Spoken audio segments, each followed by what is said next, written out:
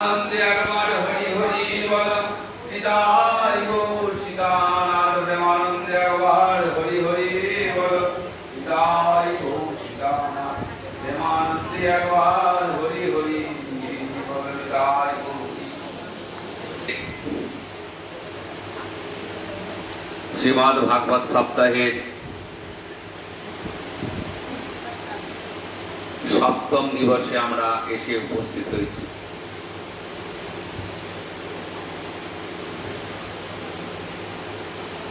हरिद्वारेर ब्रह्मकुंडेर तीरे महाराज परीक्षित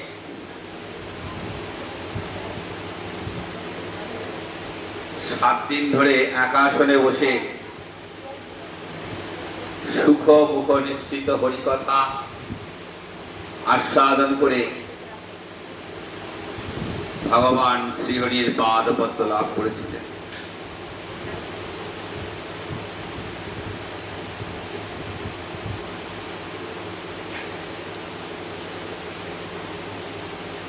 সেই শ্রীমদ্ ভাগবত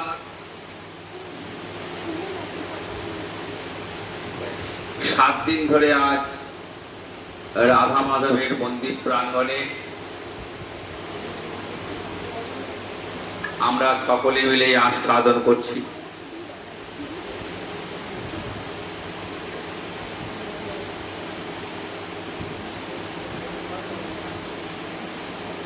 দেখুন হরিকথায় যে আনন্দ আছে,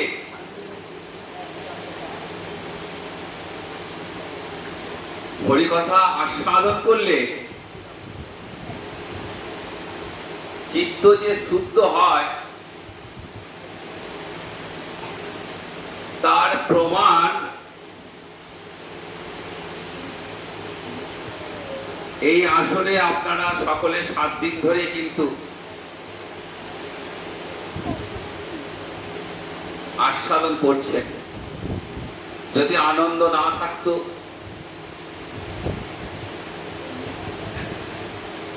তাহলে হয়তো আপনারা আসতেন না।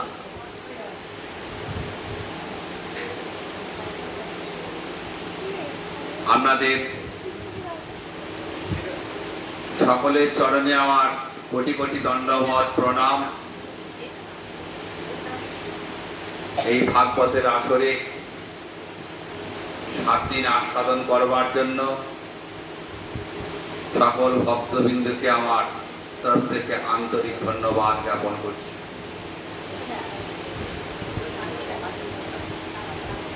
আজ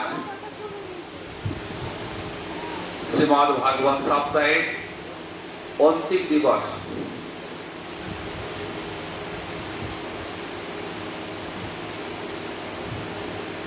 ভাগবতের বিশ্রাম অন্তে আজ আমরা সকলে সমবেত শ্রীমদ্ ভাগবতের আরতি করব। কেউ উঠবেন না, আপনারা সকলে বসে থাকবেন। আপনাদের প্রত্যেকের হাতে আমরা বাতি দেব, সেই বাতি দিয়ে আপনারা সবাই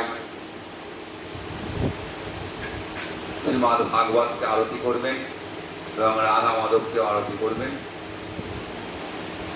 তো আজকে অন্তিম দিবসের কথায়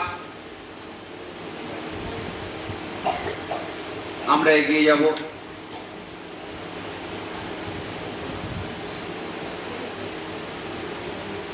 গতকাল আমরা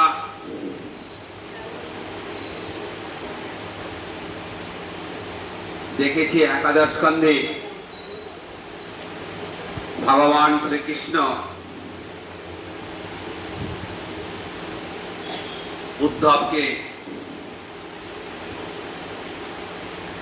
নানা উপদেশ দিলেন। সেই উপদেশ সম্পর্কে আমরা একটু আস্বাদন করে নিই।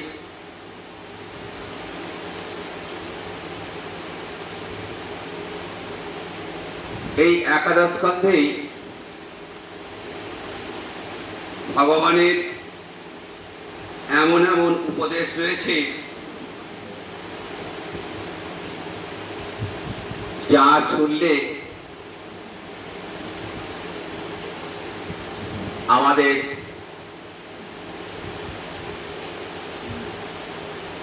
জীবন আরো উন্নত হবে, এই মানব জীবন ধন্য হয়ে যাবে। ভগবান বলছেন যে দেখো উদ্ধব, এই যে মানব দেহ দেখছো না,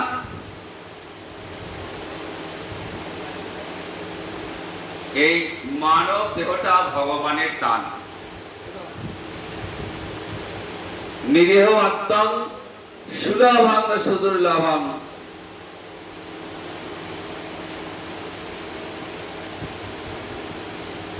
এই মানব দেহেতেই একমাত্র ভগবত ভজন হয়।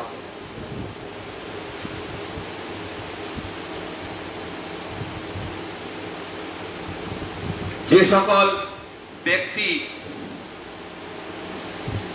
সকল প্রাণীর মধ্যে আমার ঈশ্বর ভাব ভাবনা করেন,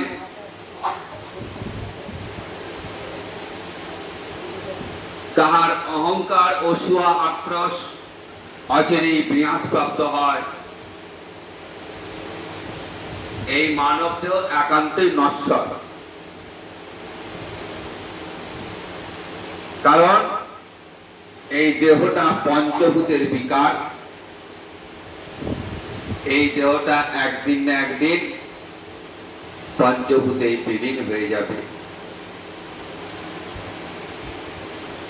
এই দেহ লাভ করে যিনি এই মানব জন্মেই অমৃত স্বরূপ আমাকে লাভ করেন, তিনি হলেন সর্বাপেক্ষা বুদ্ধিমান, সর্বশ্রেষ্ঠ জ্ঞান। সুতরাং মানব দেহ লাভের উদ্দেশ্য হচ্ছে ভগবত কৃপা লাভ। যিনি মানব দেহ লাভ করে গোবিন্দ চরণকে আশ্রয় করেছেন,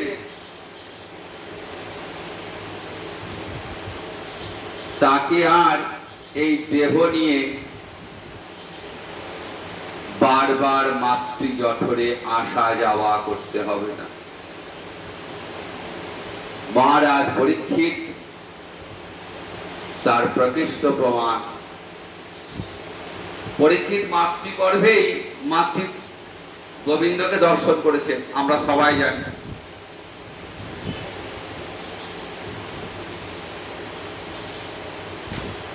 তারপরেও কিন্তু তিনি ব্রহ্ম শাপগ্রস্ত হয়েছিলেন। কিন্তু যেহেতু তিনি মাতৃগর্ভেই কৃষ্ণ দর্শন করেছেন, তাই ব্রহ্ম শাপগ্রস্ত হয়েও তিনি মৃত্যু ভয়ে ভীত হননি, বরঞ্চ তিনি মৃত্যুকে জয় করেছেন। তিনি মৃত্যুঞ্জয়ী।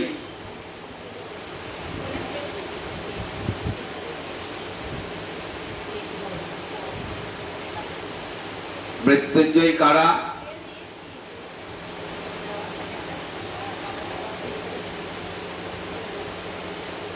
যারা সুখ এবং দুঃখ, জীবন এবং মৃত্যুকে পায়ের ভৃত্য করে রেখেছেন।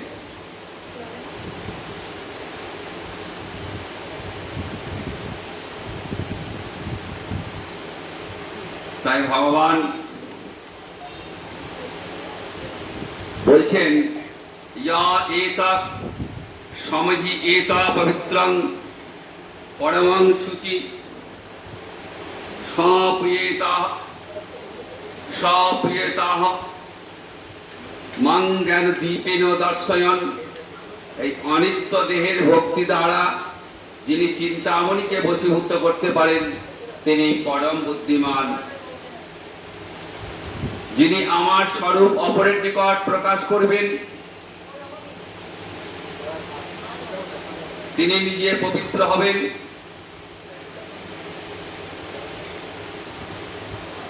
যারা নাস্তিক, দাম্ভিক, বঞ্চক, শ্রদ্ধাহীন, দুর্বিনীত, তাহারা আমার ভক্ত নহে।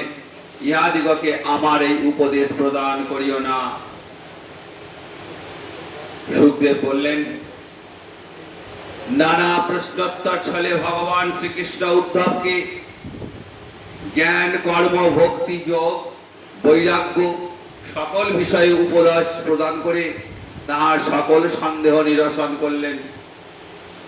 অনন্তর তিনি উদ্ধবকে আদেশ করলেন তৎকথিত ধর্মতত্ত্ব পৃথিবীময় প্রচার করিয়া জগতের কল্যাণ সাধন করিতে। অনন্তর জীবনের শেষ অংশে বদ্রিকাশ্রমে গমন করিয়া ফল মূলাহারি হইয়া তাহাতে মনোবুদ্ধি সমর্পণ করিতে বলিলেন।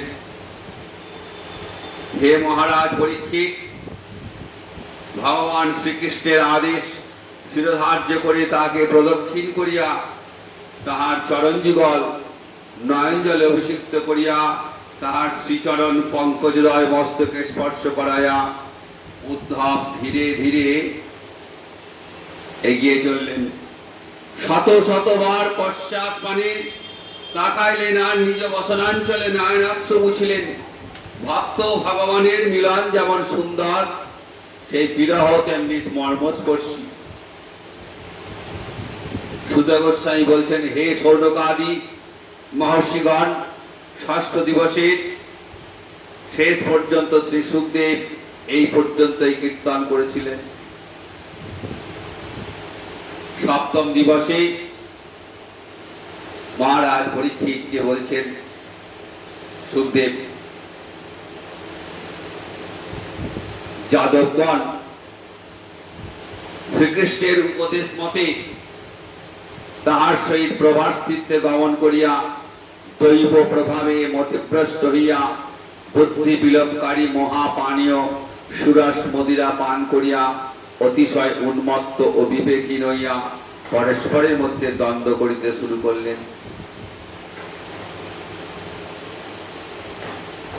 গান্ধারীর অভিশাপ ছিল শ্রীকৃষ্ণের প্রতি। যখন কুরুক্ষেত্রের যুদ্ধ শেষ, কৌরব বংশের আর কেউ বেঁচে নেই। শ্রীকৃষ্ণ, অর্জুন, যুধিষ্ঠির, ভীম সকলে গেছেন মাতা গান্ধারীর কাছে সান্ত্বনা দিতে। পুত্র শোকে ব্যথিত হয়ে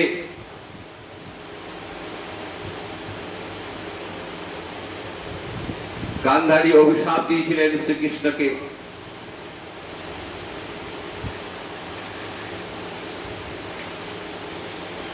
যে কৃষ্ণ, তুমি তো ইচ্ছে করলে এই যুদ্ধ বন্ধ করতে পারতে, এই ভ্রাতৃঘাতী যুদ্ধ তুমি ইচ্ছে করলে বন্ধ করতে পারতে।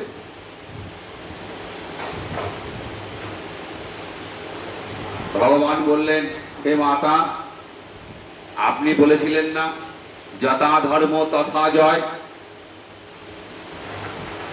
পুত্রহারা মায়ের কি আর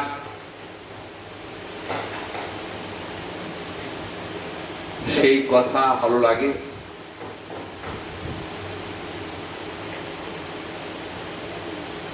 মা বলছেন,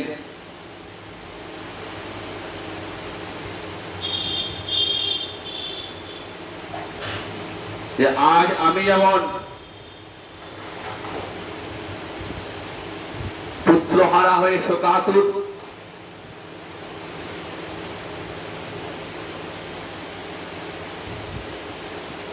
তোমার এই যাদব বংশ একদিন ধ্বংস হয়ে যাবে। কুরুক্ষেত্রের যুদ্ধের পর বলছেন, আজ থেকে 36 বছর পর এই যাদব বংশ ধ্বংস হয়ে যাবে। আমার পুত্রবধূরা স্বামী হারা হয়ে যেমন শোকাতুরা, ওই যাদব কুল ধ্বংস হয়ে স্ত্রীরাও এরকম শোকাতুরা হবে। ভগবান শুধু হাসলেন, কারণ এটা তো ভবিতব্য, এর নাম কর্মফল। একেই বলে কর্মফল। যার যেমন কর্ম মহারাজ পরীক্ষিত ব্রহ্মশাপগ্রস্ত হয়েছিলেন, এটাও পরীক্ষিতের কর্মফল। সুতরাং এই জগতের যে যার যা কর্মফল তাকে সেটা ভোগ করতেই হবে। সুতরাং কর্মফল খণ্ডন করবার একটাই উপায়, সেটা হচ্ছে ভক্ত সঙ্গে বসে, সাধু সঙ্গে বসে হরিনাম হরিকথা আর সাধন। কর্মফল থেকে মুক্তি লাভের এর থেকে সহজ পথ আর নেই।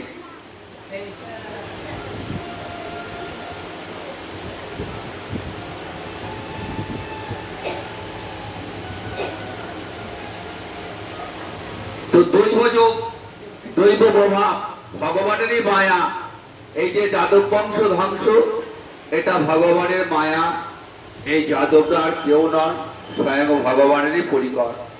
এটা শুধুমাত্র লীলা বিলাস। লীলা বিলাসের কারণে যাদব বংশের ধ্বংস, দৈব প্রভাব।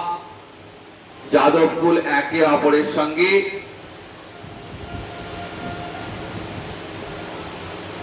ঝগড়া অশান্তিতে জড়িয়ে পড়ে। কৃষ্ণ বলরাম সেই লড়াই থামাতে গেলে তারা সকলে মিলে কৃষ্ণ বলরামকে আক্রমণ করে। তখন বলরাম শ্রীকৃষ্ণ এক ধার থেকে যাদব কুলকে ধ্বংস করতে শুরু করল। দৈব প্রভাবে শ্রীকৃষ্ণ মায়ায় যাদব বংশ শেষ হয়ে যায়।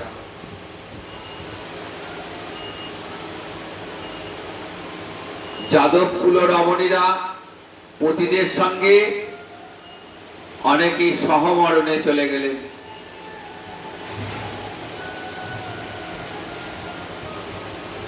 এরপর বলরাম যোগমার্গ অনুসরণ, যোগমার্গ অবলম্বন করে তিনিও ইহলীলা সাঙ্গ করলেন। সমুদ্র তীরে লীলা অপ্রকট করলেন। ভগবান শ্রীকৃষ্ণ একটি অশ্বত্থ বৃক্ষের তলদেশে উপস্থিত হয়ে চতুর্ভুজ ধারণ করত স্বীয় প্রভায় দিকসমূহ আলোকিত করিয়া বাম পদ দক্ষিণ উরুদেশে স্থাপন করত ভূতলে প্রবেশন করলেন। জরা নামক এক ব্যাগ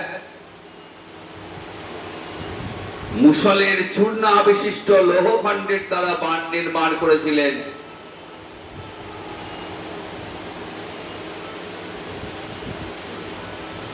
সেই বাণ দ্বারা ভগবান শ্রীকৃষ্ণের চরণকে মৃগ মনে করে বিদ্ধ করলেন।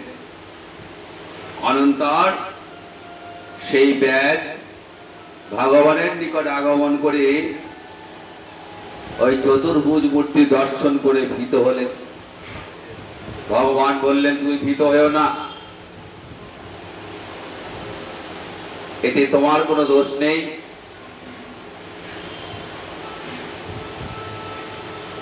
এটা আমার লীলারই অংশ। গৌর লীলায় আমরা যেমন দেখি অদ্বৈত আচার্য গৌরহরিকে নিয়ে এসেছিলেন গঙ্গা জল তুলসী পত্র দিয়ে। আমার অদ্বৈত আচার্য প্রভুর লীলা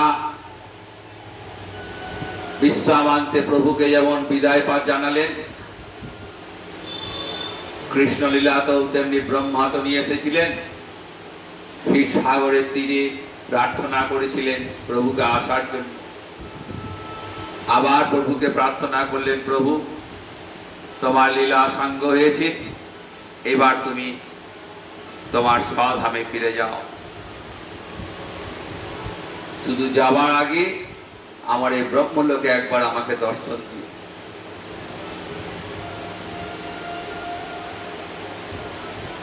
সারথী দারুককে ডাকলেন। দারুককে বলছেন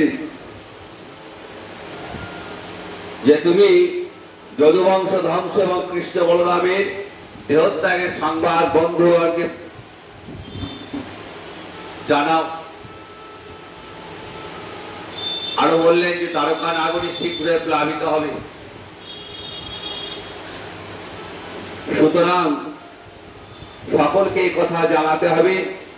আর বন্ধুগণকে অর্জুন কর্তৃক সুরক্ষিত ইন্দ্রপ্রস্থ নগরে গমন করবার জন্য ভগবান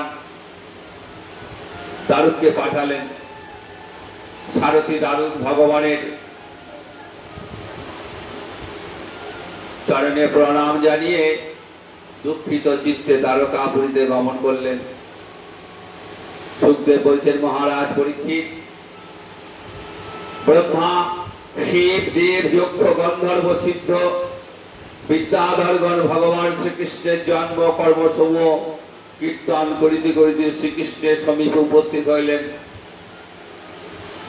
তখন শ্রীকৃষ্ণ সকলকে দর্শন করিয়া কোনো কথা না বলিয়া স্বীয় আত্মাকে স্বীয় পরমাত্মায় যোজন করিয়া নিজ কমল সদৃশ্য চক্ষুদয় মুদ্রিত করলেন। ভগবান তো অজ, ভগবানের তো আর জন্ম হয় না। ভগবানের জন্ম মৃত্যু বলে কিছু নেই। তিনি যখন ইচ্ছা করেন লীলা বিলাস করব, তখন তিনি নরদেহ লাভ করে নররূপে নিজের লীলা নিজেই আস্বাদন করেন। তাই ভগবান যেমন করে এসেছিলেন আবার লীলা সাঙ্গ করে স্বধামে ফিরে যাবেন। তাই কি করলেন? স্বীয় আত্মাকে পরমাত্মায় যোজন করিয়া নিজ কমল সদৃশ্য চক্ষুদয় মুদ্রিত করলেন।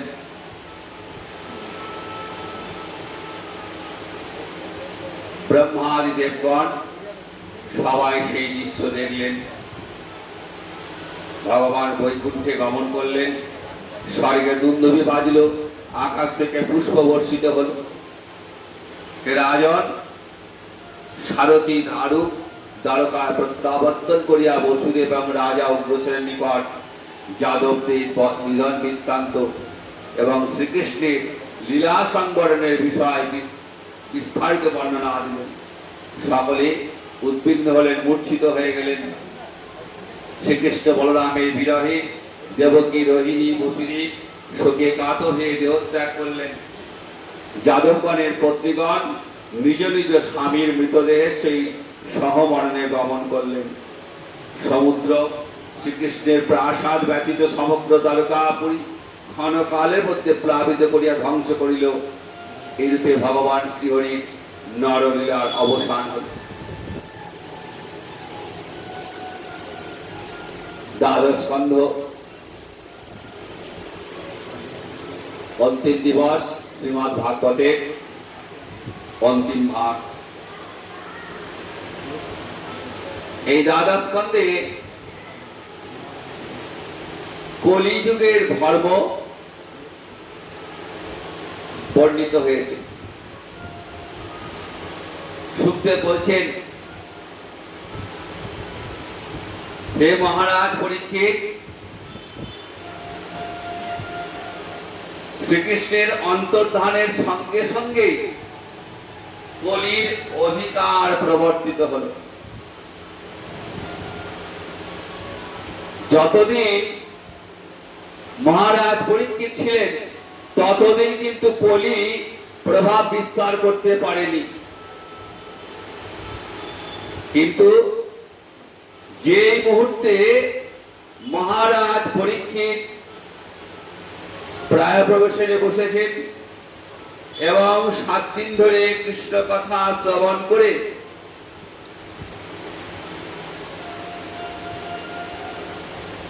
চিন্ময় দেহ প্রাপ্ত হলেন, সেই মুহূর্ত থেকেই কলির প্রভাব বিস্তার লাভ করল।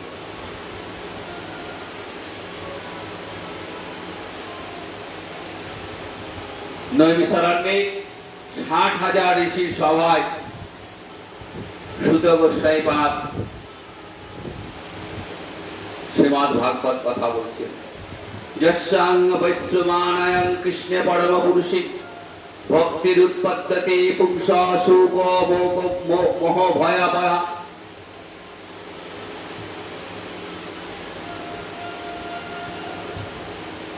ঋষিগণ বলছেন ভাগবত শ্রবণের ফল কি?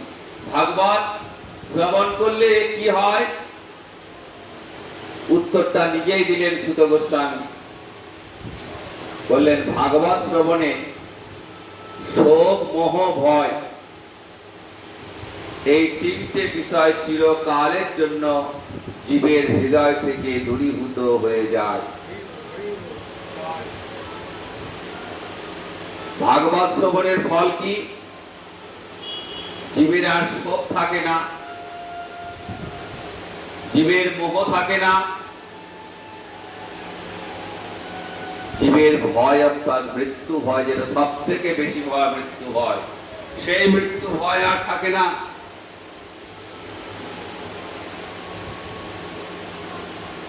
আর কি হয়? ভগবান শ্রীহরির চরণে অচলা ভক্তি লাভ হয়।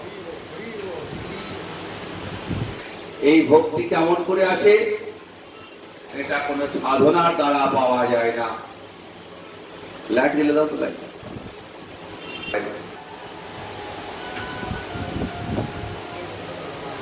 বললেন ভক্ত সঙ্গে সাধু মুখে হরিকথা শ্রবণে হরিভক্তি লাভ হয়। আর এই হরিভক্তি লাভে অসাধ্য সাধন হয়ে যায়। যেমন কথা দেখুন, হরিভক্তি লাভ করলে অসাধ্য সাধন হয়ে যায়, যা জীবের কল্পনার অতীত।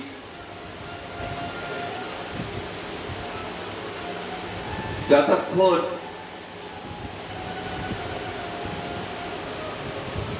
চিত্তে বিষয় ভাবনা থাকে ততক্ষণ জীবের হৃদয়ে শোক মোহ ভয় এগুলো গ্রাস করে।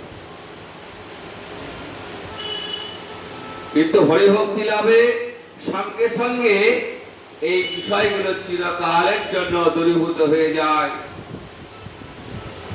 তাই শ্রীমদ্ ভাগবত কৃপা করে আমাদের মতো বিষয়াসক্ত জীবকে কৃপা করবার জন্যই এই ধরাধামে অবতীর্ণ হয়েছেন। সংসারিণাং করুণায় প্রাহ, জীবের মঙ্গল সাধনের জন্য ব্যাসনন্দন সুখদেব কৃপা করে ভাগবতী কথা শ্রবণ করিয়েছেন। মহারাজ পরীক্ষিত মৃগা করতে সরস্বতী নদীর তীর ধরে চলেছেন। কুরু জঙ্গল প্রদেশে এসে উপস্থিত হয়েছেন। দূর থেকে দেখছেন এক অদ্ভুত দৃশ্য।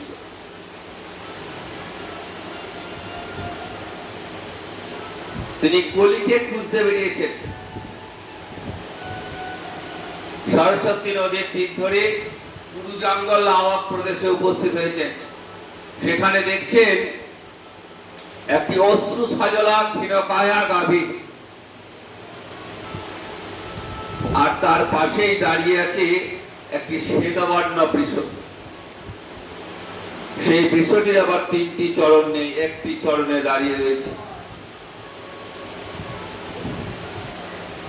গাভীটি ক্ষুধার্ত আর ভয়ে কম্পমান। রাগ চিহ্নধারী এক ব্যক্তি লঘু হস্তে তাদেরকে আঘাত করছে, হাতে লাঠি নিয়ে সমানে গাভীটিকে বৃষটিকে প্রহার করছে। মহারাজ পরীক্ষিত থাকতে পারলেন না, ধনুকে বাণ যোজনা করে সঙ্গে সঙ্গে জলরগম্ভীর স্বরে বলে উঠলেন, কে তুমি? আমার রাজ্যে দুর্বলের উপর সবলের অত্যাচার, আমি মহারাজ পরীক্ষিত বেঁচে থাকতে আমার রাজ্যে এমন অনাচার, আমি তোমায় এখনই হত্যা করব।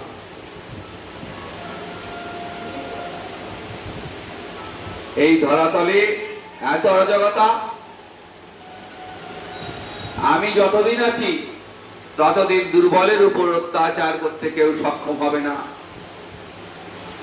আর্তজনের আরতি দূর করাই আমার ধর্ম। মহারাজ পরীক্ষিতের এই বজ্রকণ্ঠ শুনে সঙ্গে সঙ্গে দূরে সরে গেলেন ওই রাজচক্রধারী ব্যক্তি।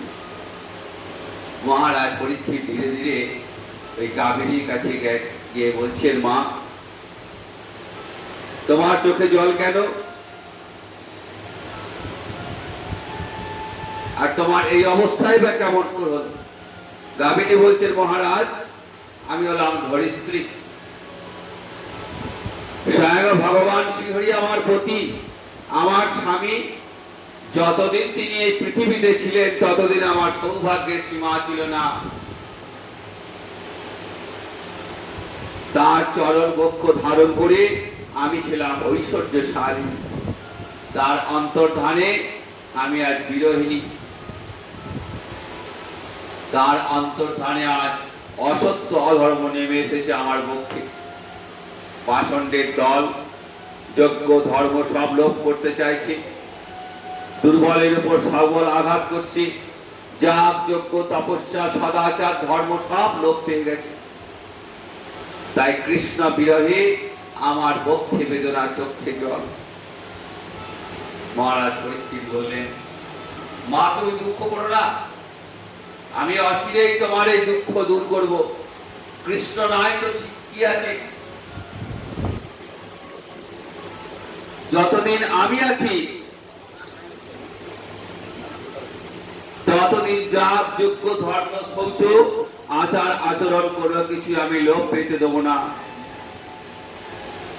আপনি নির্ভয়ে নিশ্চিন্ত থাকুন।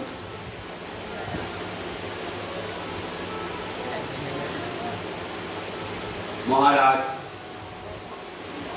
বিষয়টিকে জিজ্ঞাসা করলেন, আপনি কে? আপনার তিনটি চরণকে ছেদন করেছে বলুন, আমি তাকে কঠোর শাস্তি দেব।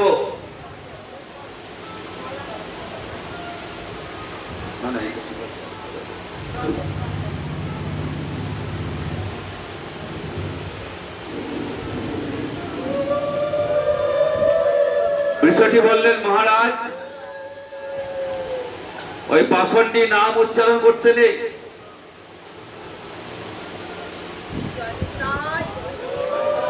আপনি শ্রীকৃষ্ণের কৃপা প্রাপ্ত সেবক। পাষণ্ডী রাজা বুঝতে পারলেন ইনি হলেন সাক্ষাৎ ধর্ম। বৃষরূপ ধারণ করে আমার সম্মুখে এসে উপস্থিত হয়েছেন। পরীক্ষিত বলছেন, আমি বুঝতে পেরেছি মহারাজ। হে বিষ্ণু, আমি বুঝতে পেরেছি আপনি সাক্ষাৎ ধর্ম। সত্য যুগে আপনার চারটি চরণ ছিল, ধর্ম ছিল চতুষ্পাদ। ত্রেতায় ধর্মের একটি চরণ নষ্ট হয়ে যায়, তখন তিনটি চরণ, তারপরেও আপনার তিনটি চরণ। কিন্তু কলিতে আপনার একটি চরণ। ধর্মের চারটি চরণ কি? তপ, শৌচ, দয়া, সত্য। সত্য, ত্রেতা, দাপর, এই তিনটি যুগে তিনটি চরণ চলে গেছে। কলিতে একমাত্র সত্যরূপ চরণটি রয়েছে। দয়া, শৌচ, তপ, এই তিনটে চলে গেছে। সত্যরূপ যে চরণ সেটাই একমাত্র রয়েছে। আর কলি চাইছে এই সত্যকে চির একদম ভেঙে দিতে। হে বিশ্বরূপী ধর্ম, আপনি নির্ভয়ে থাকুন। আমি যতদিন হস্তিনাপুরে আমি আছি, যতদিন আমি হস্তিনাপুরের রাজা, ততদিন আপনি চারটি চরণেই থাকবেন।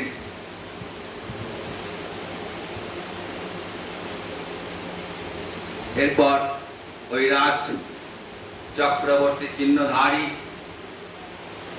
কলি মহারাজ ভগবানের চরণ ধরেছেন। মহারাজ পরীক্ষিতের চরণ ধরে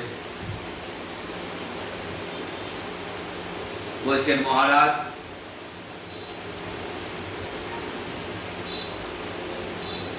আমি এখন কোথায় যাব, আমি কোথায় থাকবো সেই উপায়টা বলে দিন আমাকে।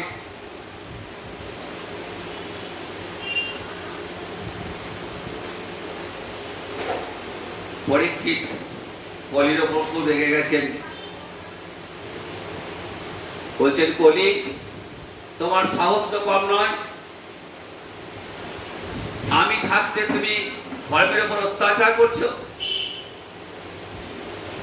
মনে রেখো আমি এক মহান বংশের সন্তান, আমি যুধিষ্ঠিরের পৌত্র, বংশ পরম্পরায় আমরা ভগবান শ্রীকৃষ্ণের চরণাশ্রিত, আর তারই শক্তিতে আমি শক্তিমান।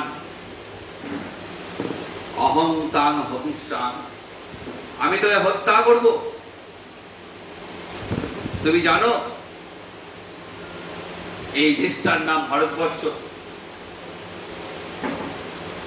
এটা ধর্মক্ষেত্র, এ থেকে বলা হয় ব্রহ্মাবর্ত, যা ধর্ম এবং সত্যের স্থান। এখানে অধর্ম অসত্যের কোন স্থান নেই, সুতরাং তুমি মৃত্যুর জন্য প্রস্তুত হও। তখন কলি মহারাজের চরণ দুটি ধরেছেন, বলছেন, মহারাজ আমি আপনার শরণাগত, আর শরণাগতকে রক্ষা করা রাজার ধর্ম, আপনি আমায় কৃপা করুন। কলি যখন পরীক্ষিতের চরণে আশ্রয় নিয়েছে, তখন পরীক্ষিত দেখলেন শরণাগত জনকে আশ্রয় দেওয়া আমার কর্তব্য, রাজধর্ম। তাই বললেন, দেখো তোমায় হত্যা আমি করবো না ঠিক কথায়, কিন্তু তোমাকে আর এখানে থাকা যাবে না, অনেক দূরে চলে যেতে হবে। তুমি তো অধর্ম অসত্যের বন্ধু, তাই যেখানে ধর্ম এবং সত্য আছে সেখানেই তোমার স্থান হবে, তুমি এখান থেকে দূরে চলে যাও। বলি বলছেন, কোথায় যাব মহারাজ, সর্বত্রই আপনার শাসন। তখন কলির কাতর নিবেদনে মহারাজ পরীক্ষিত হৃদয় বিগলিত হয়ে গেছে, বলছেন, ঠিক আছে তোমাকে আমি 4টে জায়গা দিলাম, এই 4 জায়গায় তুমি থাকবে। সেই 4টি জায়গা কি বললেন? দুতাং পানম স্ত্রিয় সুনা, দুধ অর্থাৎ জুয়া খেলা বা পাশা খেলা, এখানে মিথ্যার স্থান রয়েছে। পানম মদ্যপান সুরাপান, এখানে মদ্যতা রয়েছে। স্ত্রিয় অবৈধ নারী সঙ্গ, এখানে কাম আছে। আর সুনা অর্থাৎ পশু হত্যা, এখানে হিংসা আছে। সুতরাং মিথ্যা, মদ, কাম এবং হিংসা, এই 4টি জায়গা হলো তোমার স্থান। কলির পীড়াপিড়িতে পরীক্ষিত আর একটা স্থান দিলেন, বলেন, মহারাজ আমাকে আর একটা জায়গা করে দিন। বললেন, ঠিক আছে, জাত রূপম, সুবর্ণ বা সোনা, যেখানে সোনা থাকবে। সোনা হলো ঐশ্বর্যের প্রতীক, বিষয় সম্পদের প্রতীক। কাজে যেখানে বিষয় থাকবে সেখানে কলির দাপট থাকবে।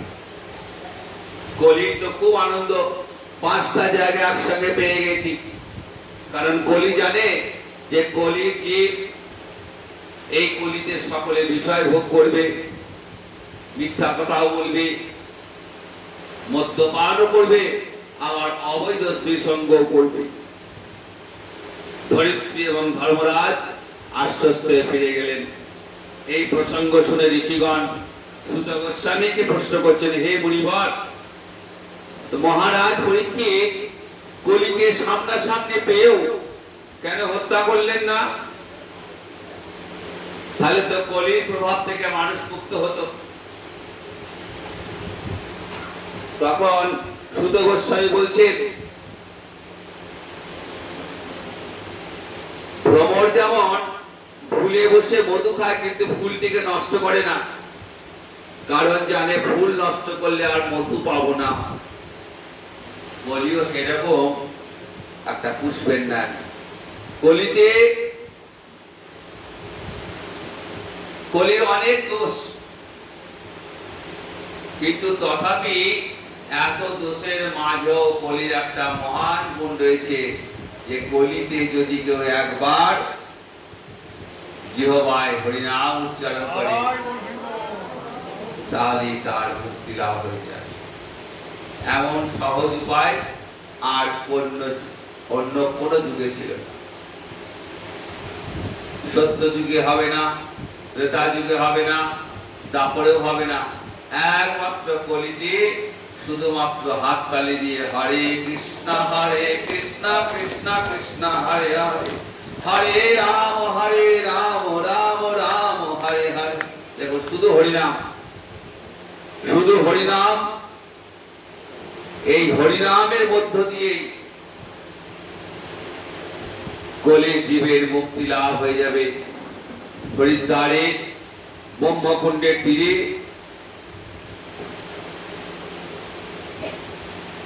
সুখদেব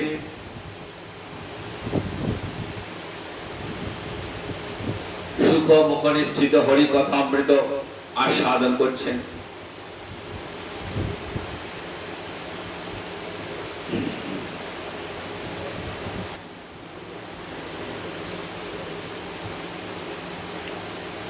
শ্রীকৃষ্ণের অন্তর্ধানের সঙ্গে সঙ্গে কলির অধিকার মগধ বংশের মধ্য দিয়ে সে অধিকারের সূত্রপাত। মগধ রাজ শিশুপাল জরাসন্ধাদি বংশ পরম্পরা হইতে সেই কলির প্রভাব অধিকতর প্রস্ফুটিত। মগধের দুটো বংশ আমরা ইতিহাসে আমরা সবাই পড়েছি, নন্দ বংশ এবং মৌর্য বংশ। নন্দ বংশের রাজা মহাপদ্ম নন্দ,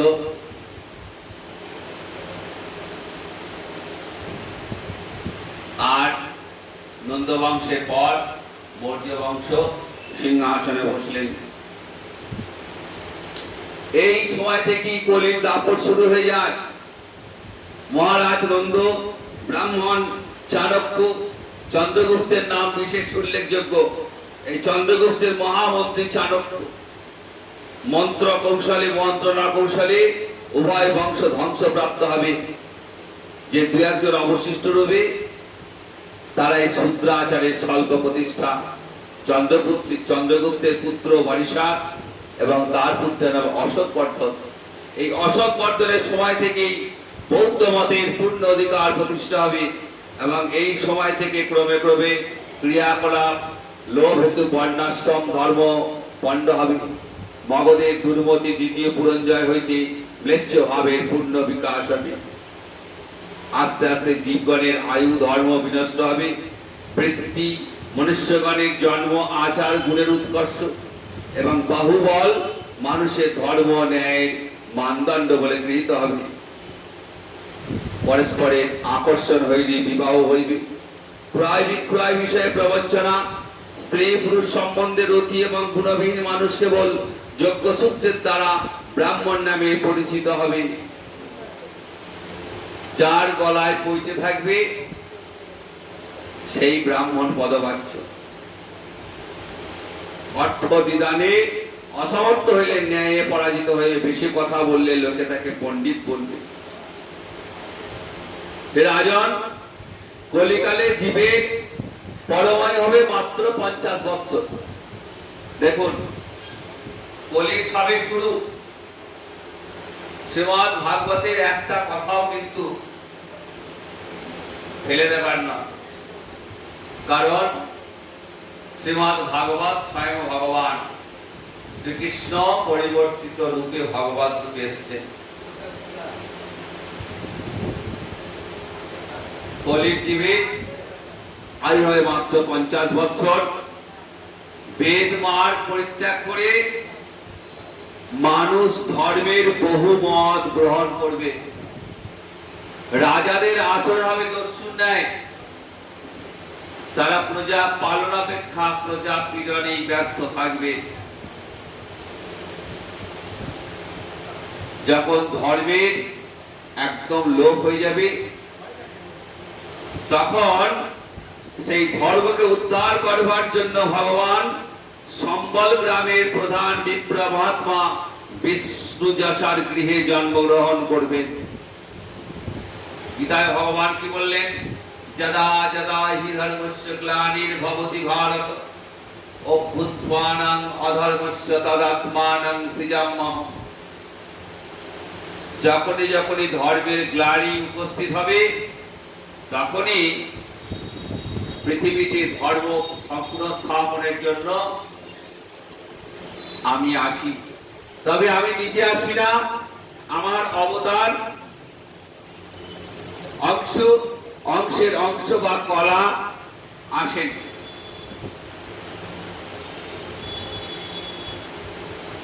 ধর্ম পুনঃস্থাপনের জন্য স্বয়ং ভগবানকে আসার প্রয়োজন হয় না।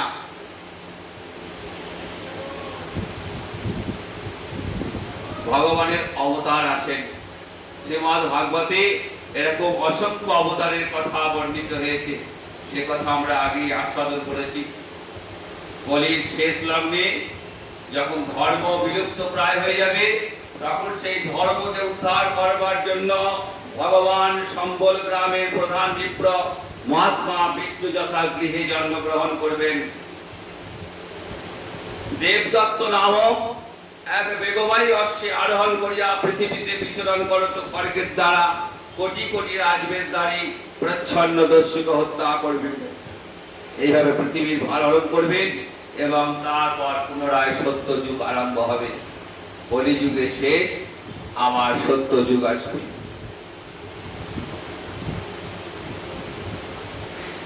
চারটে যুগ এইভাবে সত্য, ত্রেতা, দাপর, কলি, চার যুগের কলি শেষ হয়ে গেলে আবার সত্যের শুরু হবে। সুখদেব বলছেন, মহারাজ, সত্য যুগের ধর্ম ছিল চতুষ্পাদ: তপস্যা, শৌচ, দয়া, সত্য। ত্রেতা যুগে 1/4 হ্রাসপ্রাপ্ত হবে, আর দাপরে 1/4 লোপ পাবে, আর কলিতে ক্ষীণ প্রায় ধর্মের 1/4 অবশিষ্ট রইবে। রাজন রমণীগণ খর্বাকৃতি, অত্যধিক ভোজন পরায়ণা, বহু সন্তানবতী এবং লজ্জাবিহীনা হবে। এই কলিযুগে মানুষের সকল প্রীতি ও মমতা রতিক্রিয়া আমলাপ হইবে, এবং এইরূপ হতভাগ্য মনুষ্যগণ পিতা, ভ্রাতা, বন্ধু, জ্ঞাতিগণকে পরিত্যাগ করিয়া শালিকা শালকগণের সঙ্গে সাংসারিক বিষয়ে পরামর্শ করিবে। অন্যাভাবে অনাবৃষ্টি ভয়ে সর্বদা উদ্বিগ্ন চিত্ত হইয়া দুর্ভিক্ষ এবং রাজ করে প্রপীড়িত হইয়া জীবন ধারণ করিবে। কলিহত জীব শিহরিকে বিস্তৃত হইয়া জ্বরের ন্যায় জীবনমিত অবস্থায় রহিবে। হরিনাম গ্রহণ করলে মানবের 10,000 জন্মের পাপ রাশি ধৌত হয়ে যায়। কলিযুগে এই নামই হচ্ছে সহজ এবং একমাত্র পথ। কলির দোষর নিধি রাজন্নস্তি ঝিক মহান গুণা কীর্তনাদেব কৃষ্ণস্য মুক্ত স্থঙ্গ পরম ব্রজেত। বলছেন, কলিতে দোষের আকর হইল কলির একটা মহান গুণ কি না, কলিতে স্বয়ং ভগবান শ্রীকৃষ্ণের নাম কীর্তনের ফলে এই সংসার বন্ধন হইতে মুক্ত হইয়া পরম পুরুষকে লাভ করিবে। সত্য যুগে ভগবানের ধ্যান করলে, ত্রেতায় যজ্ঞ করলে এবং দাপরে পূজা করলে যে ফল হয়, কলিতে হরিনাম সংকীর্তনের দ্বারাই সেই 3 যুগের ফল সমষ্টি ভাবে ভক্তগণ লাভ করে। কৃতি যদ্ধয়ত বিষ্ণুং ত্রেতায়াং যজত মখৈ দাপরি পরিচর্যেন কলৌ তদ হরিকীর্তনাৎ। মনুষ্য জন্ম পাইয়া রাধা কৃষ্ণ না বুঝিয়া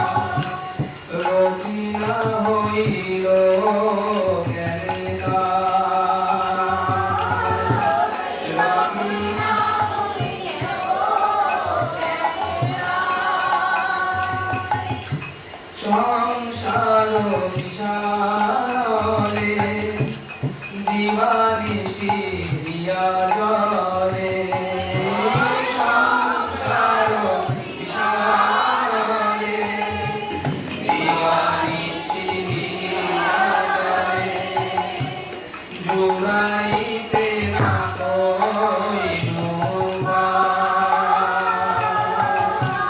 জুড়াইতে না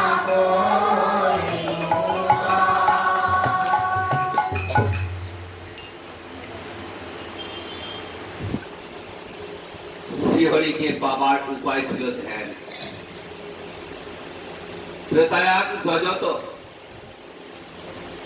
ত্রেতা ধর্ম কি? যাগ যজ্ঞাদি।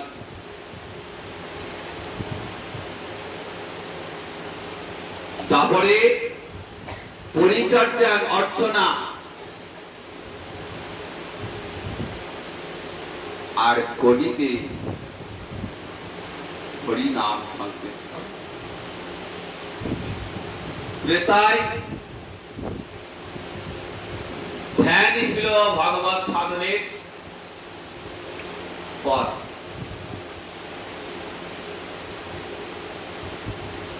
মানুষের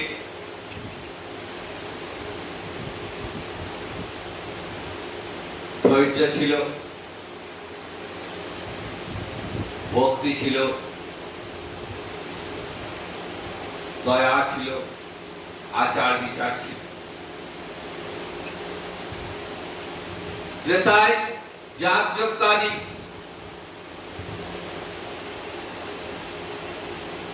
আবার তারপরে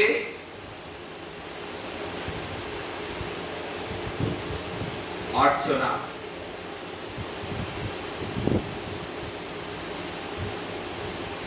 আমরা দেখেছি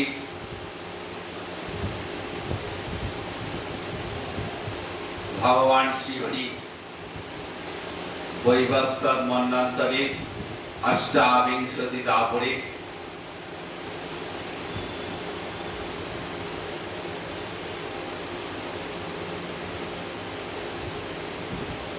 ভৌম ব্রজে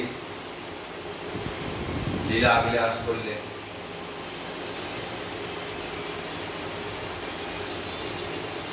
ভগবানকে পাওয়ার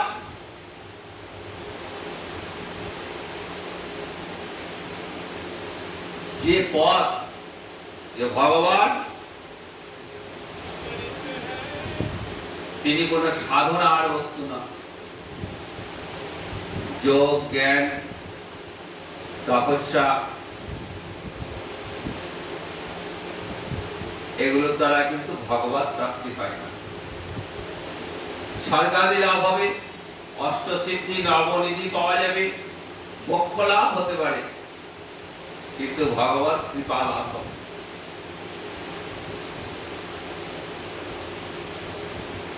ভগবত কৃপা লাভের উপায় একমাত্র গোবিন্দ চরণে অচলা ভক্তি। বৃন্দাবনে গোপীরা এই অসাধারণ অসাধারণ ভক্তির প্রকাশ আমাদের দেখিয়েছে। গোপী শ্রেষ্ঠা রাধারানী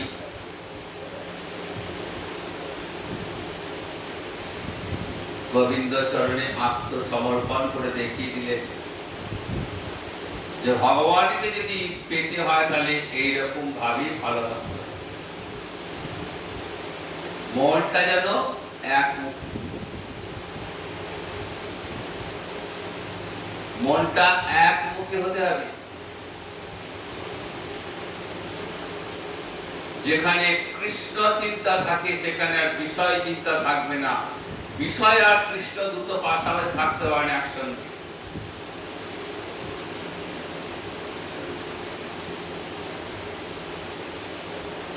তো সেই রাধারানী কৃষ্ণ চরণকে সার করে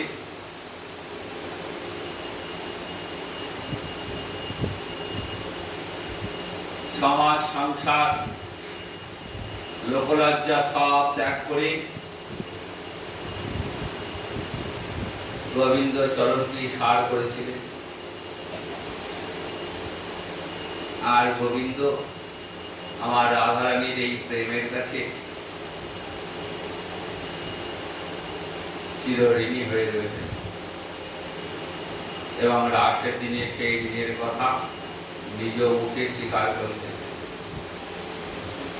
গোপীগণকে বলেছিলেন ভগবান না পারে রহম, হে গোপীগণ তোমাদের এই প্রেমের ঋণ আমি শোধ করতে পারলাম না। চিরকাল আমি তোমাদের এই প্রেম ডোরে বাধা হয়ে রইলাম।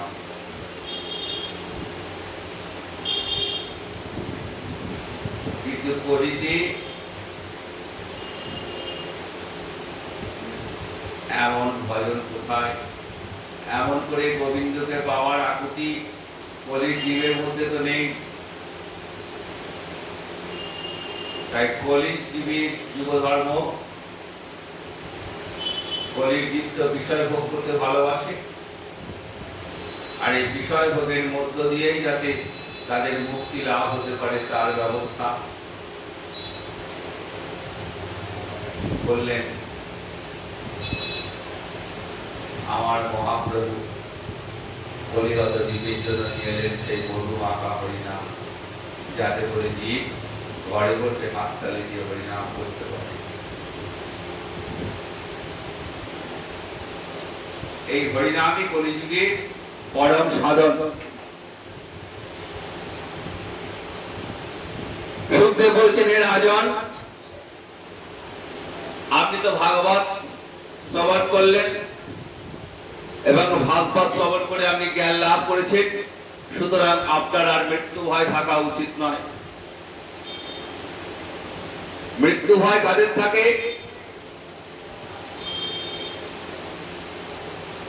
যাদের হৃদয়ে কৃষ্ণ ভক্তি নেই, তারাই একমাত্র মৃত্যু ভয় ভীত। আপনি তো কৃষ্ণ ভক্তি লাভ করেছেন, আপনার এই দেহ পূর্বে ছিল না, এখন হয়েছে, আবার ভবিষ্যতেও থাকবে না, কিন্তু আত্মা স্বরূপ আপনি চিরদিনই আছেন, থাকবেন। স্বপ্নে যে কারণে নিজের শিরচ্ছেদ দর্শন করে এবং জাগরণে ইহা বুঝতে পারে এটা ব্রহ্মাত্র, বস্তুত আত্মার মৃত্যু হয় না। ঘট ভগ্ন হইলে পূর্বে যে আকাশ ছিল, অর্থাৎ ঘটাকাশ, যেমন সেই ঘটাকাশেই মিশে যায়, তেমনি মৃত্যুর পর জীব ব্রহ্মের সঙ্গে মিশে যায়। সুত গোস্বামী বললেন, মহারাজ পরীক্ষিত এতক্ষণে বুঝলেন যে মৃত্যুর সিংহদ্বার দিয়ে জীবনের জয়যাত্রা। আমি এখন আর তক্ষক দংশনে মৃত্যুর ভয় পাচ্ছি না, কারণ আপনার অনুগ্রহে অভয় স্বরূপ এবং কেবলমাত্র আনন্দ স্বরূপ শ্রীকৃষ্ণ নামক পরব্রহ্মে প্রবিষ্ট হইয়া আছি। হে ব্রাহ্মণ, আপনি আমাকে অনুমতি করুন, আমি পাক প্রভৃতি ইন্দ্রিয় সমূহ সংযত করিয়া এবং বিষয় বাসনা বর্জিত চিত্তে শ্রীকৃষ্ণকে নিবেশিত করিয়া প্রাণ ত্যাগ করিব। সুত গোস্বামীর পর ঋষিদেব বলছেন, কৃষ্ণ কথা শ্রবণ করে কৃষ্ণ চরণ চিন্তা করতে করতে তক্ষক নামক সর্পের দংশনে মহারাজ পরীক্ষিতের সদ্য মুক্তি হল।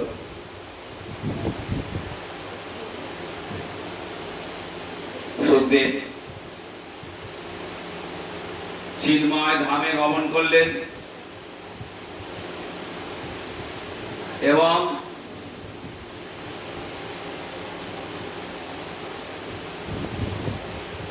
পরীক্ষিতের পুত্র জন্মেজয়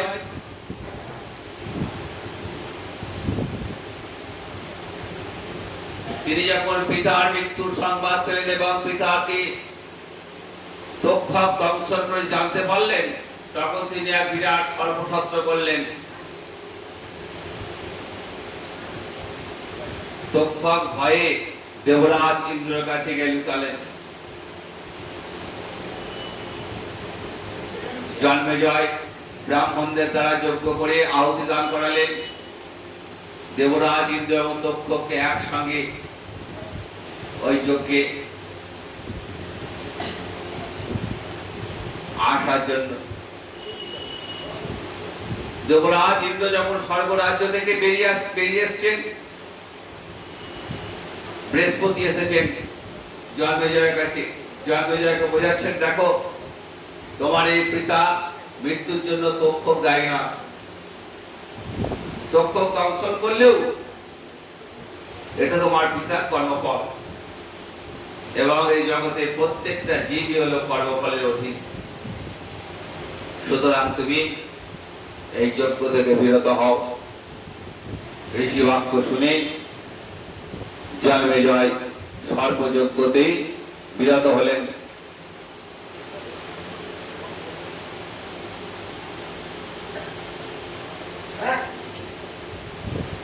অনন্তর সৌনক ঋষির প্রশ্ন অনুসারে সুত গোস্বামী বলছেন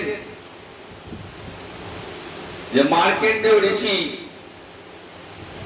বেদ অধ্যয়ন করে ছায়া এবং প্রাতঃকালে ভিক্ষা আহরণ করিয়া নিজ গুরুকে প্রদান এবং তার অনুমতি লইয়া একবার মাত্র মৌনিয়া ভোজন করতেন। এই শ্রীমদ ভাগবতের মার্কেন্ডেয় মুনির কথা রয়েছে।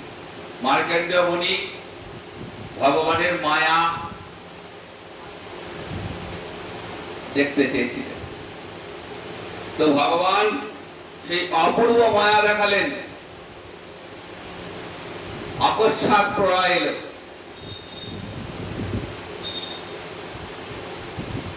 গোটা পৃথিবী সেই প্রলয় শরীরে নিমগ্না। মার্কেন্ডেয় মুনি ভাসছেন, ভাসতে ভাসতে ভাসতে ভাসতে নীলাচলে গেছেন।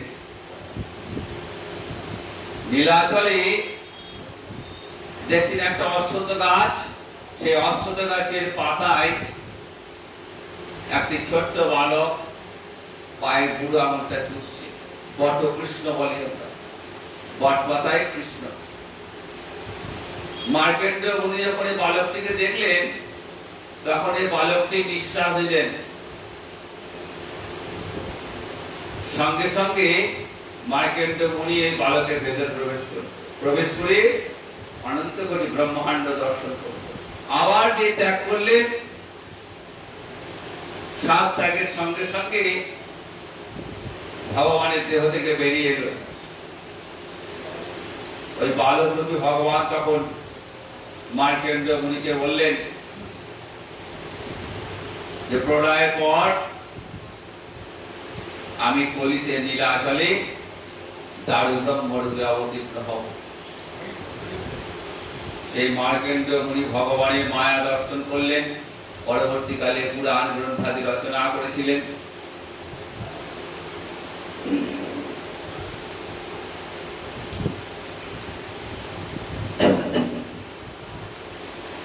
সর্বজ্ঞ সুত মুনি শ্রীমদ ভাগবতের আদি থেকে অন্ত পর্যন্ত অনুক্রমিককারে সনক আদি মুনিগণের কীর্তন করিয়াছিলেন। গ্রন্থের শুরুতে তিনি গৌরব প্রজ্ঞা প্রদর্শন করিয়াছেন এবং এর ফল বর্ণনা করতে গিয়ে প্রথমে বলছেন, কুপাদিতে পতিত সোপানাদি হইতে স্খলিত ব্যক্তি কিংবা ক্ষুধার জ্বালায় বলায় যদি উচ্চরবে হরায় নম বলে, তবে সেই জন সর্বপাতক হইতে মুক্ত হইবে। যে ব্যক্তি একাগ্র চিত্ত হইয়া এক শ্লোক কিংবা অর্ধ শ্লোক বা তদর্থ শ্লোক নিত্য শ্রবণ করেন কিংবা অন্যকে শ্রবণ করা, তিনি তার আত্মাকে পবিত্র করিতে সমর্থ। দ্বাদশী বা একাদশীতে শ্রবণ করলে দীর্ঘজীবী, উপবাসী প্রণত হইয়া শ্রবণ করলে তিনি পবিত্র হন। পুষ্কর, মথুরা কিংবা দ্বারকায় সংযতেন্দ্রিয় মানব উপবাসী হইয়া শ্রীমদ ভাগবত পাঠ করিলে ভয় হইতে মুক্তি পায়। সুত গোস্বামী পুরাণ সময়ের শ্লোক সংখ্যা কীর্তন করলেন। হে ঋষিগণ, ভাদ্র মাসের পূর্ণিমা তিথিতে সুবর্ণ নির্মিত সিংহাসনের সেই সেই ভাগবত শাস্ত্র যিনি দান করেন তিনি পরম গতি লাভ করেন। মাহাত্ম অসীম ভাগবতী, এবং ইহা পাঠ করিলে মানুষ অনায়াসে দেহবুদ্ধি হইতে মুক্ত হইয়া পরমাত্মার দর্শন লাভ করেন। শ্রীমদ্ ভাগবত সর্ববেদান্তের সার। ইহা রসামৃত পান করিয়া যিনি পরিতৃপ্ত হন, তাহার আর অন্য বিষয়ের প্রতি আকর্ষণ থাকে না। নিম্ন গানং যথা গঙ্গা, দেব নাম অচ্যুত যথা, বৈষ্ণবানং যথা শম্ভু, পুরাণামিদং তথা। বলছেন নদী সময়ের মধ্যে যেমন গঙ্গা শ্রেষ্ঠ, দেবগণের মধ্যে যেমন বিষ্ণু, বৈষ্ণবগণের মধ্যে মহাদেব, সেই পুরাণ সময়ের মধ্যে সেরকম শ্রীমদ্ ভাগবত শ্রেষ্ঠ।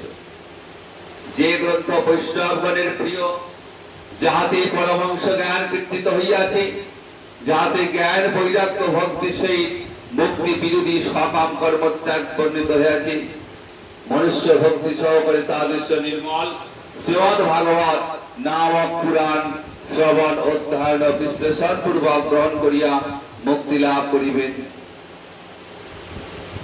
এইরূপে শ্রী সুত গোস্বামী মহাশয় শ্রীমদ্ ভাগবতের মাহাত্ম্য বর্ণনা করিয়া অবশেষে বেদমুখ ব্রহ্মা, দেবর্ষি নারদ, মহাজ্ঞানী ব্যাসদেব এবং যোগীশ্রেষ্ঠ সুখদেবকে স্মরণ করিয়া এবং শ্রীহরিকে বন্দনা করিয়া শ্রীমদ্ ভাগবত গ্রন্থ সমাপ্ত করেছেন।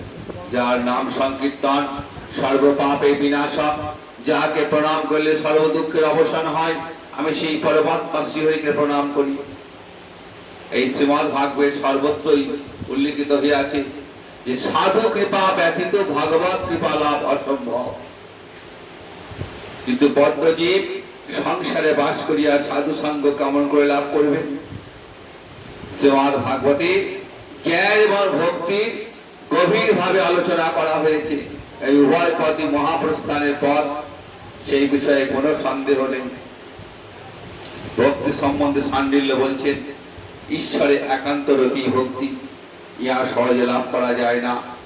সংসারে স্ত্রী, পুত্র, কন্যা, ধনৈশ্বর্য, মান, যশ সবকিছু ভালো লাগে লাগে না, সবাই আলুন, সবই আলুনি লাগে। ভালো লাগে শুধু কৃষ্ণ কথা, সেবা, কৃষ্ণ স্মরণ। মনের এই অবস্থা সংসারী জীবের পক্ষে অত্যন্ত কঠিন।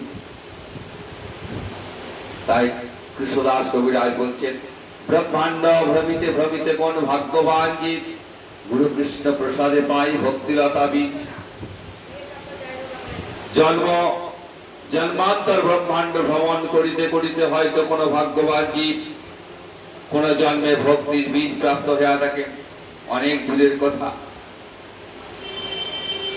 তাই জ্ঞান ভক্তি মার্গ সাধারণ মানুষের পক্ষে দুর্গম হওয়ার কারণে সুখদেব গোস্বামী পাদ পরমার্থ লাভের জন্য সহজ এবং সরল পন্থা নির্দেশ করলেন সাধু সঙ্গ এবং নাম সংকীর্তন। এই সাধু সঙ্গ নাম সংকীর্তনই হচ্ছে কৃষ্ণ ভক্তি লাভের একমাত্র পথ। যে নাম সেই কৃষ্ণ ভজ নিষ্ঠা করি, নামেরও সহিত আছেন আপনি শ্রীহরি। সাধু সঙ্গে হরিকথা শ্রবণ আর হরিনাম সংকীর্তন, এই কলিহত জীবের জন্য শ্রীমদ্ ভাগবতের উপদেশ।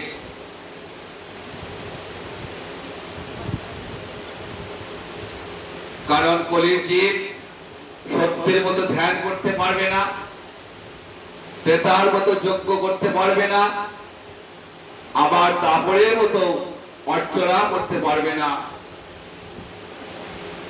তাই কলির জীবের জন্য একমাত্র নিধান হচ্ছে ঘরে বসে হরিনাম সংকীর্তন।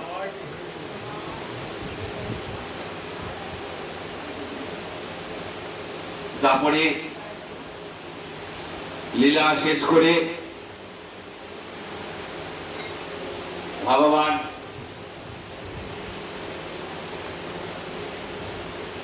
গোলকে ফিরে গেছেন। গোলকে ফিরে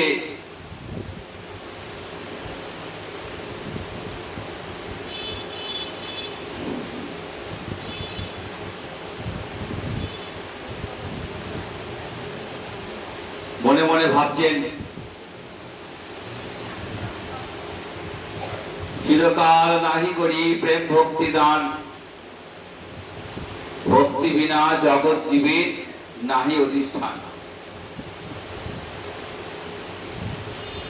সেই কবে কোন কলিতে একবার মাত্র প্রেম দান করেছি, তারপর বহুদিন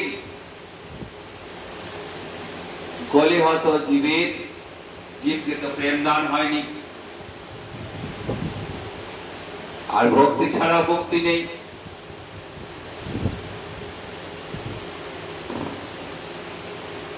জীবের অন্তরে যতক্ষণ এই অভিমানটা না আসবে,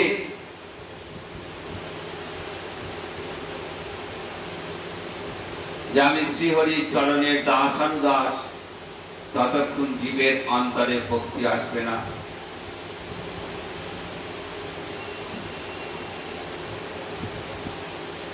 তাই জীবকে প্রেম ভক্তি দান করবার জন্যে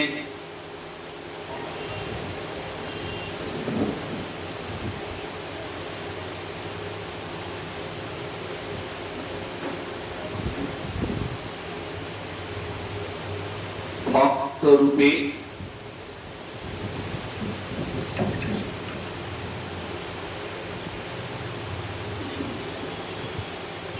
রাধারানীর অঙ্গ কান্তি অঙ্গীকার করে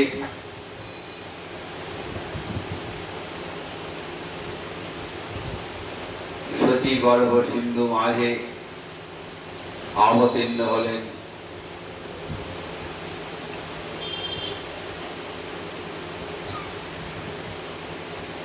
নবদ্বীপ রায় এসো এসো নবদ্বীপ রায়, দিনজন ডাকছে রে তোমার। এসো এসো নবদ্বীপ রায়, দিনজন ডাকছে রে তোমার। এসো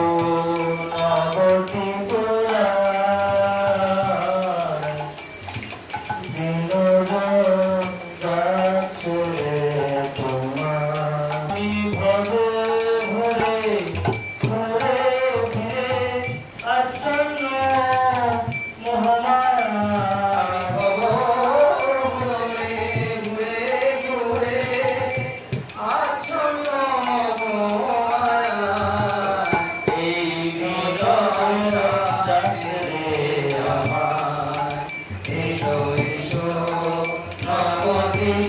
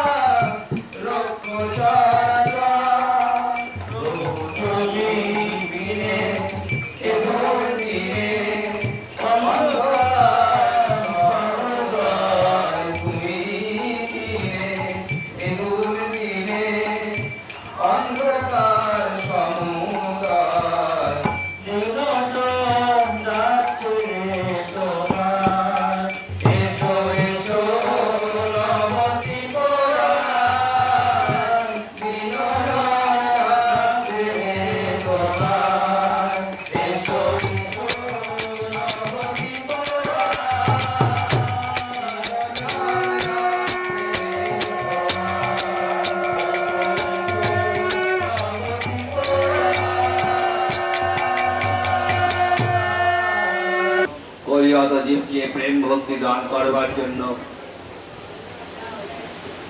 শচীগর্ভ সিন্ধু মাঝে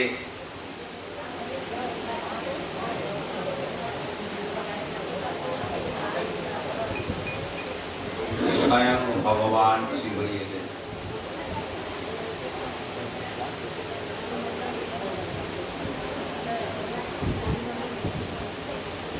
নিজ হাতে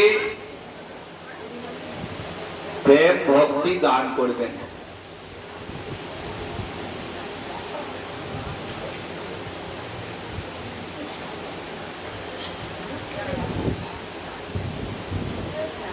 যে প্রেম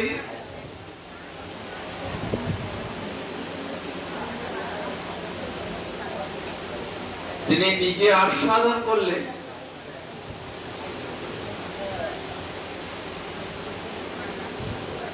অশেষে বিশেষে অনন্ত রস বৈচিত্র্য আস্বাদন করেছে।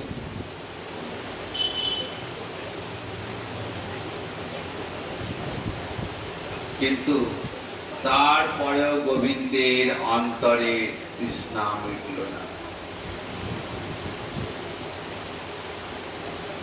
গোবিন্দের অন্তরে তিনটি বাঞ্ছা অপূর্ণ রয়ে গেছে।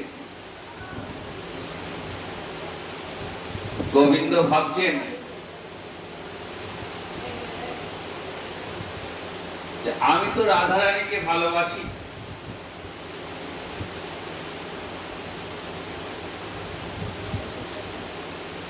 আবার রাধারানীও আমাকে ভালোবাসেন,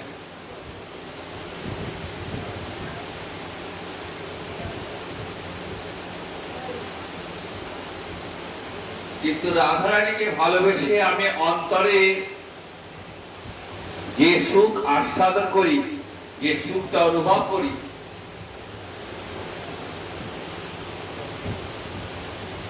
রাধারানী তদাপেক্ষা কোটি কোটি গুণ বেশি সুখ আস্বাদন করেন আমাকে ভালোবেসে।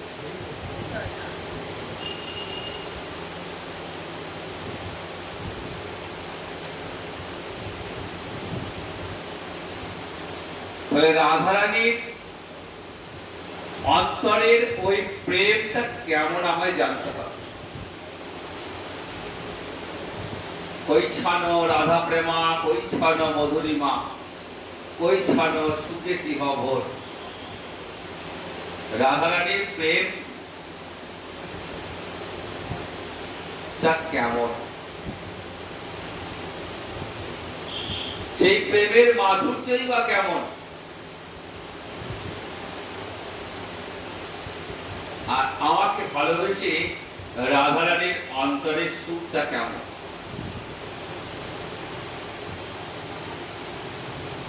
এই তিনটি বাঞ্ছা পূর্ণ করবার জন্যই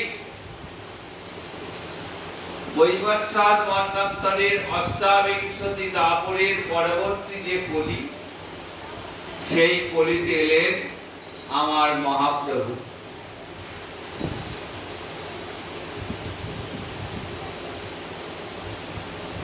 চব্বিশ বছর সংসারে রয়েছেন, কোনো প্রকাশ নেই।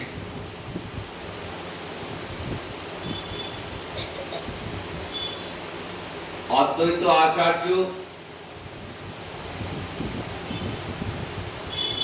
শান্তিপুরে গঙ্গার ঘাটে, গঙ্গার তীরে গঙ্গা জল তুলসী পত্র নিয়ে কত ডেকেছেন, মোর প্রভু আসি যদি করি অবতার, অবশ্যই সকল জীবের করিব উদ্ধার।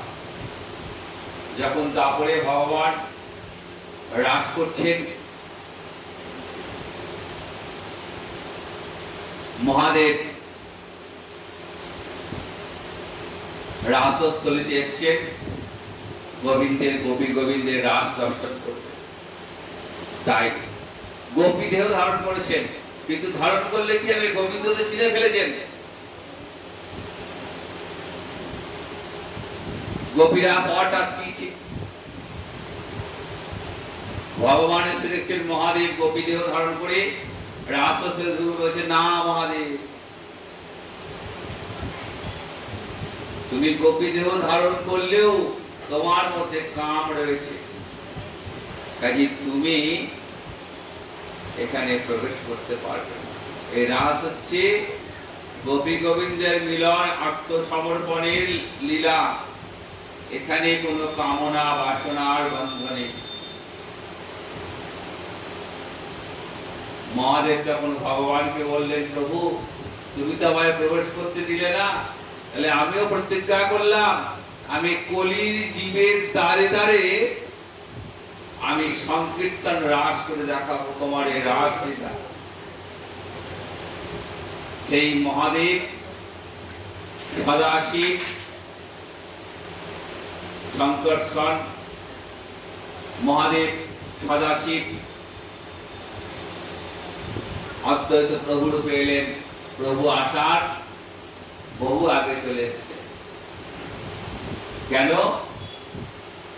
না, এবারে এক অপূর্ব লীলা হবে ভগবানের। সেই লীলাটি হলো নাম সংকীর্তন লীলা। স্বয়ং ভগবান আসবেন তো, তাই আসার আগে তার পরিবেশটা তৈরি হয়েছে কিনা, প্রভু আসার উপযুক্ত হয়েছে কিনা সেটা দেখতে হবে তো। ঠিক যেমন কোন জায়গায় কোন নেতা বা মন্ত্রী আসবেন, তার আগে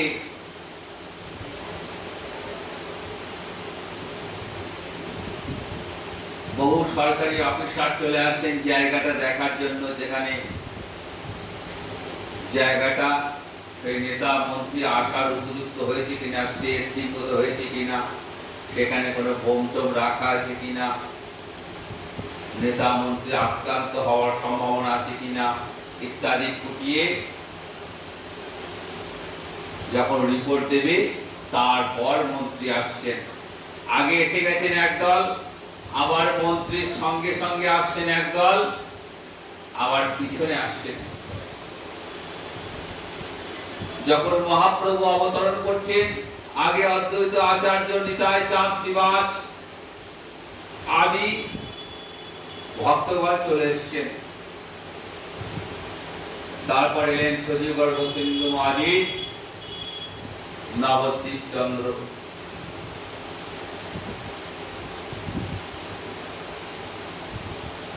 পিছনে পিছনে আসছেন আরো অনেক পরিকর।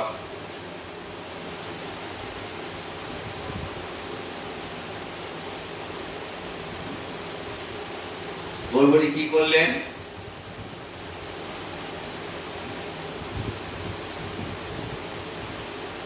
জগৎজীবকে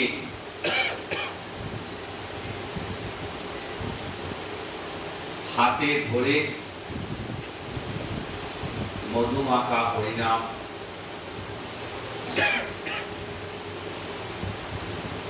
আস্বাদন করা। নাম প্রেমের মালা গাঁথি পড়াইল সংসারে।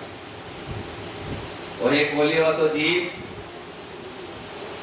তোমরা ধন্য, তোমরা এমন এক কলিতে জন্মগ্রহণ করেছো যে কলিতে স্বয়ং ভগবান শ্রীহরি অবতীর্ণ হয়েছে।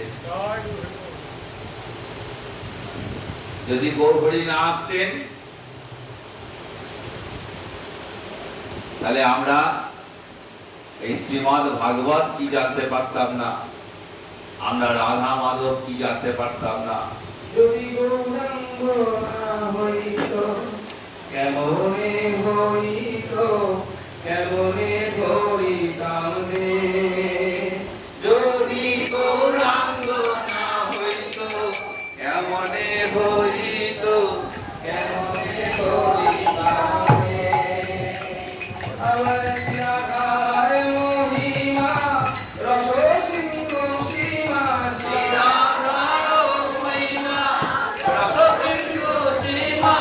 জগতে জানা তোকে, জানা তোকে।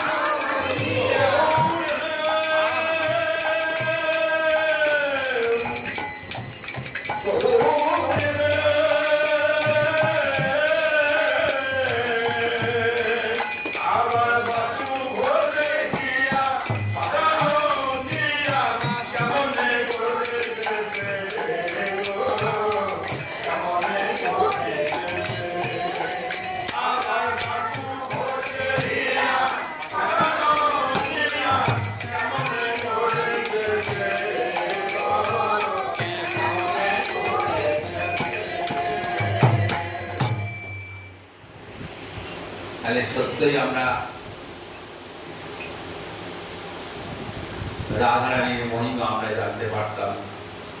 রাধারানী যে কি বস্তু,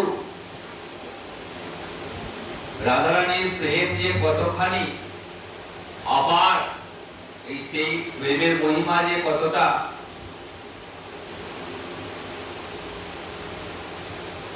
বহু সুন্দর এসে আমাদের চেনালেন।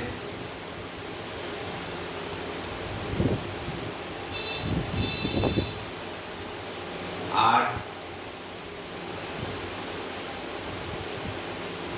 গৌরহরির এই কাজকে, গৌরহরির এই প্রেম লীলাকে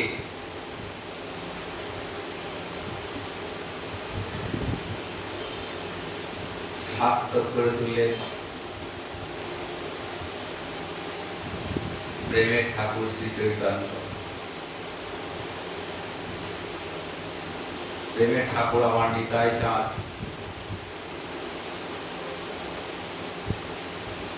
যদি নিতাই চাঁদ না আসতেন,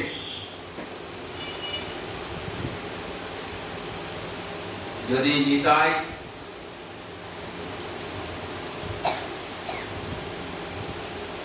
না আসতেন,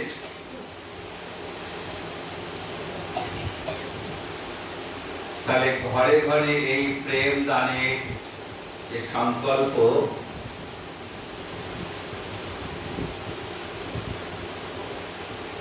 সেটা অপূর্ণ।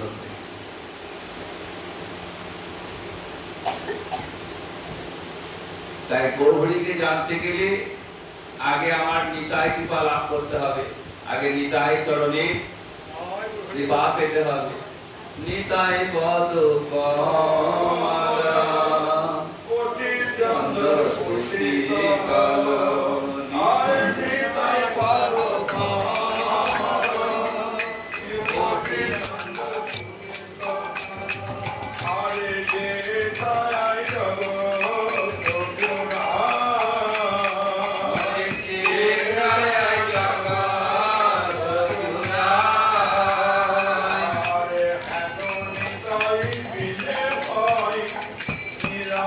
Krishna,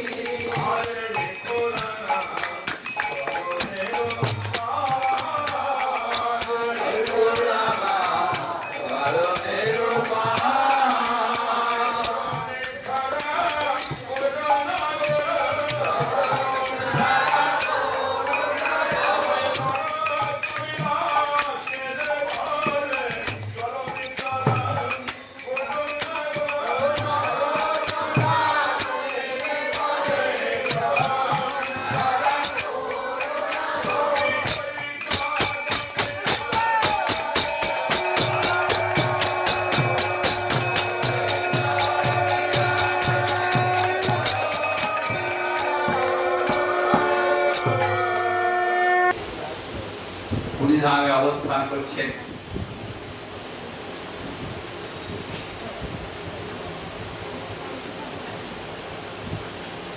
রাধা প্রেম আস্বাদন করছেন। একদিন নিভৃতে দেখে বিজয় চাঁদকে বলছেন, দেখো তুমি তো আমার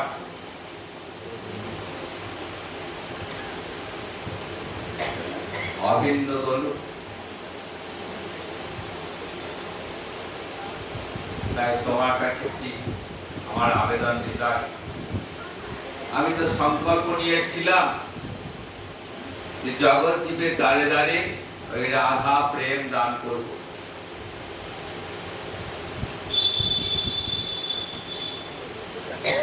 কিন্তু আমার সেই প্রেম দানের সংকল্প অপূর্ণ রয়ে গেল। তা ভাই নিতাই, তোমাকে আর প্রতিবার পুরীতে আসতে হবে না। তুমি বাংলায় গিয়ে ঘরে ঘরে পরিবত জীবকে হরিনাম মহামন্ত্র দান করো। বলি জীব বড় অভাগা, তারা মন্দমতি, তারা বিষয় প্রতি ভালোবাসে, তাই তাদের দুঃখের শেষ নেই, কষ্ট ভোগেছে।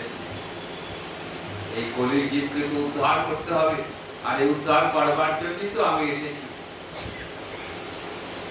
আমার এই অসম্পূর্ণ কাজকে তুমি সম্পূর্ণ করো। ওর হরি আদেশকে রাজ্য করে নিতাই চাঁদ এলেন রাঢ় ভূমিতে। প্রথম এলেন এই নাম প্রেমদানের সংকল্প গ্রহণ করে।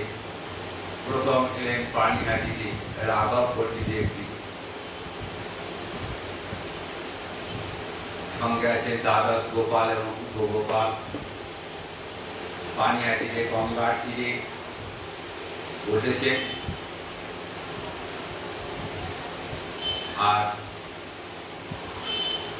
ছয় গোস্বামীর অন্যতম রঘুনাথ তার গোস্বামী হৃদয়ের কৃপা লাভের জন্য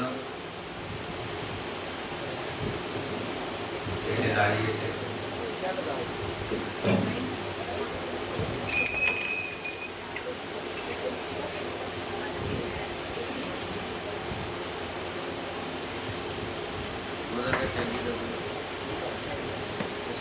আমার প্রভু হৃদয় চাঁদ, ভক্তরা বলছেন প্রভু ওই দেখো রঘুনাথ এসছে।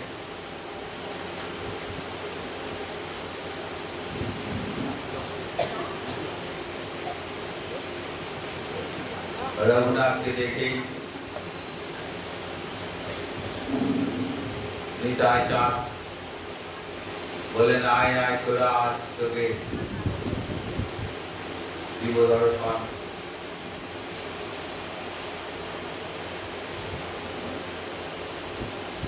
তোকে আজ দণ্ডলাভ করবো, তুই আমার সম্পদ আমাকে না বলে নিতে চেয়েছিস।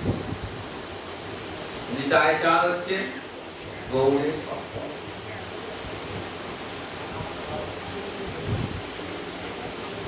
গৌর হলেন নিতাইয়ের সম্পদ, তাই গৌর চরণ পেতে গেলে আগে নিতাই চরণ পেতেই হবে। আল থেকে যেমন ঘাস খাওয়া যায় না, তেমনি নিতাইকে বাদ দিয়ে গৌর চরণ পাওয়া যাবে না। যে দেশে নিতাই নাই সে দেশে না যাব। নিতাই নিমুভোজনা মুখনা হারি মহাজনী পথ। যে নিতাই মানে না তার মুখ দর্শন করবে।